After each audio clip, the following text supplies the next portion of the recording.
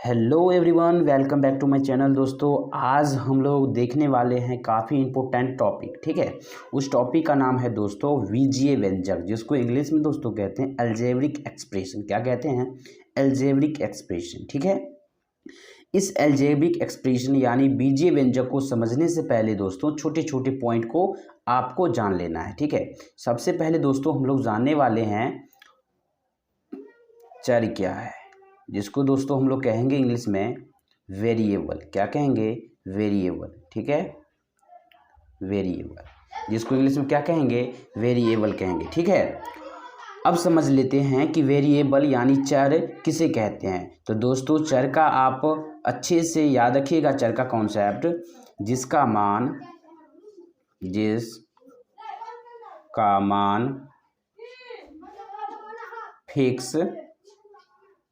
Fixed ना हो, जिसका मान फिक्स्ड ना हो, उसे हम लोग क्या कहेंगे दोस्तों? उसे हम लोग चर कहेंगे। क्या कहेंगे?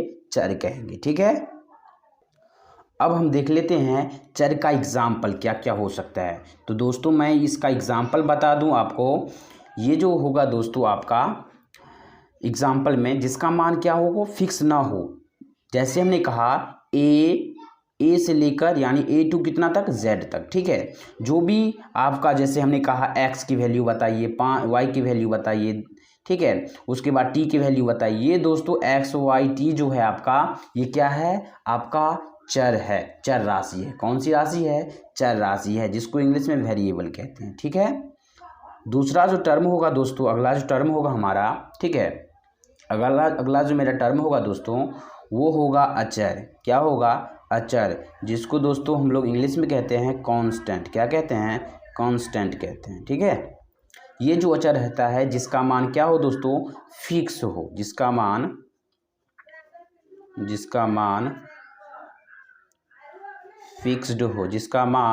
फिक्स्ड हो, उसे हम लोग क्या कहेंगे दोस्तों?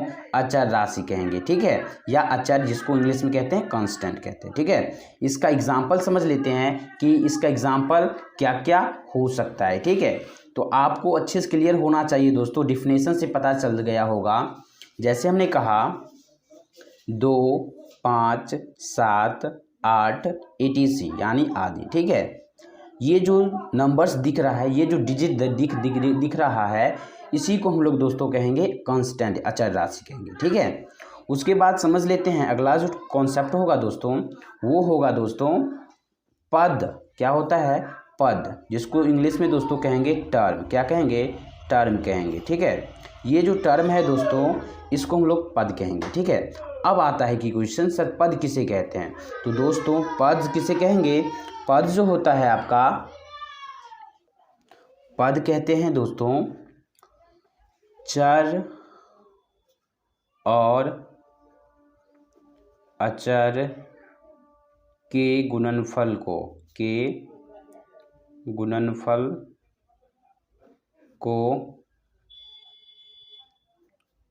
पद कहते हैं। क्या कहते हैं दोस्तों? पद कहते हैं। ठीक है, पद कहते हैं। पद क्या होता है? चर और अचर के गुणनफल से बने संख्या या पद क्या कहलाता है? टर्म कहलाता है। ठीक है, एग्जाम्पल से समझ लेते हैं इन्हीं चीज़ों को। जैसे हमने कहा चर, तो चर का मतलब क्या होता है दोस्तों? मैंने आपको बताया था कि चर, जैसे हमने कहा x, ये चर है। उसके बाद क्या है? अचर। अचर मतलब कोई नंबर्स या डिजिट। ठीक है, ये हो गया अचर। तो चर, ये हो गया चर, x को कहते हैं चर, और 2 को कहते हैं क्या? अचर। तो चर और अचर के गुणनफल से इसको हम गुना कर लेंगे, तो ये हो जाएगा, कितना हो जाएगा? 2x हो जाएगा। तो ये दोस्तों एग्जाम्पल हो गया पद का। ठीक है, इसी तरह 3x हो जाएगा, इसी तरह 3p हो जाएगा। ठीक है, तो ये आपका एग्जाम्पल हो गया पद का। अगला जो हमारा टर्म होगा दोस्तों, वो होगा आपका आपके सामने है समीकरण। ठीक है, समीकरण।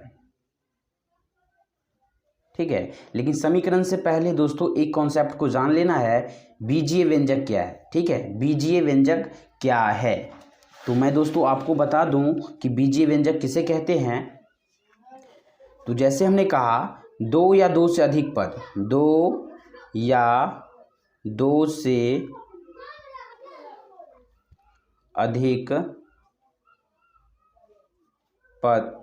पद ठीक है, अधिक पद मिलने से ठीक है, मिलने से बने समूह को क्या कहेंगे दोस्तों? अलजेब्रिक एक्सप्रेशन, यानी हिंदी में कहेंगे बीजीय व्यंजक। क्या कहेंगे? बीजीय व्यंजक।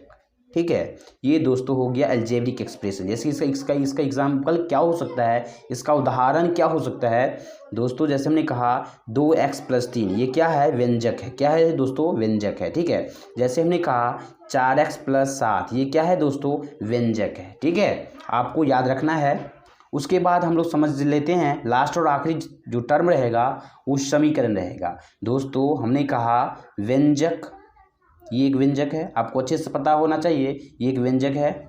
इसके बीच में हमने क्या दे दिया? बराबर दे दिया। इस साइड भी हम ले लिए 2x + 5। ये दोस्तों बताइए 2x + 5 बराबर 2x + 5, ये दोनों क्या है? बराबर है। यानी जब हम दो व्यंजकों के बीच, ध्यान से सुनिए, जब दो व्यंजकों के बीच बराबर का चिन्ह लगा दिया जाए तो दोस्तों वो बन जाता है समीकरण। क्या बन जाता है दोस्तों? समीकरण बन जाता है। ठीक है, अब हमारा जो अगला टर्म होगा दोस्तों वो होगा गुणांक। गुणांक क्या होता है? तो दोस्तों किसी पद का संख्यात्मक गुणनखंड, किसी पद, जैसे हमने कहा ये क्या है? 2x, ये पद है। ठीक है, इसको डिफिनेशन लिखने की कोई ज़रूरत नहीं है। ठीक है, 2x, ये जो है 2x, ये क्या है? पद है। ये जो पद है यानी x का हमने कहा गुणांक बताइए, तो x का जस्ट पीछे वाला जो नंबर्स होगा या डिजिट होगा दोस्तों, वही उसका क्या कहलाता है? गुणांक। तो 2x में जो पद है इसका गुणांक कितना होगा? 2 होगा। जैसे हमने कहा 3x का गुणांक कितना होगा? 3 होगा। ठीक है, अब हम एक क्वेश्चन लेते हैं और उसमें सारा चीज़ हम लोग बता देते हैं आपको। ठीक है, जिससे आपका कॉन्सेप्ट क्लियर हो जाए। ठीक है, तो दोस्तों ये रहा आपके सामने क्वेश्चन। इस क्वेश्चन की हेल्प से, मदद से हम पदों की संख्या, चर की संख्या, चर के गुणांक बताएंगे। ठीक है, तो 2x + 5 व्यंजक है, तो इसमें बताइए ये सब। ठीक है, तो बताइए पद की संख्या कितनी है? आप लोग भी मेजर बता सकते हैं। यहाँ पे 2x + 5 है, तो ये एक पद हुआ, ये दूसरा पद हुआ, तो पदों की संख्या कितनी है? 2 है। ठीक है, उसके बाद बताइए चर की संख्या कितनी है? तो चर जिसका मान क्या होता है? वेरी करता है, बदलता रहता है। ठीक है, तो बताइए इसका मान, x का मान, x का कोई ऐसा मान है जो फिक्स है? तो x का मान फिक्स नहीं, यानी चर की संख्या कितनी है दोस्तों? ये 1 है। कितना है? चर की संख्या 1 है। चर के गुणांक, तो गुणांक जो होता है दोस्तों x के अपोजिट या y के, चर के पीछे वाला जो पार्ट होता है, चर के पीछे वाला जो पार्ट होगा वही अपना क्या कहलाता है? उसका गुणांक कहलाता है। यानी ये बताइए चर है, चर के गुणांक कितना है? 2 है, तो ये 2 हो जाएगा इसका राइट आंसर। ठीक है, तो हमने जितने सारे कॉन्सेप्ट देखे हैं उससे रिलेटेड एक क्वेश्चन भी देख लिए हैं। ठीक है, इससे जो अगला पार्ट होगा दोस्तों वो 9.1 के क्वेश्चन होंगे तथा इससे रिलेटेड होंगे। तो मिलते हैं नेक्स्ट लेक्चर के साथ, तब तक के लिए आप इसको देख लीजिए। ठीक है, जय हिंद, जय भारत।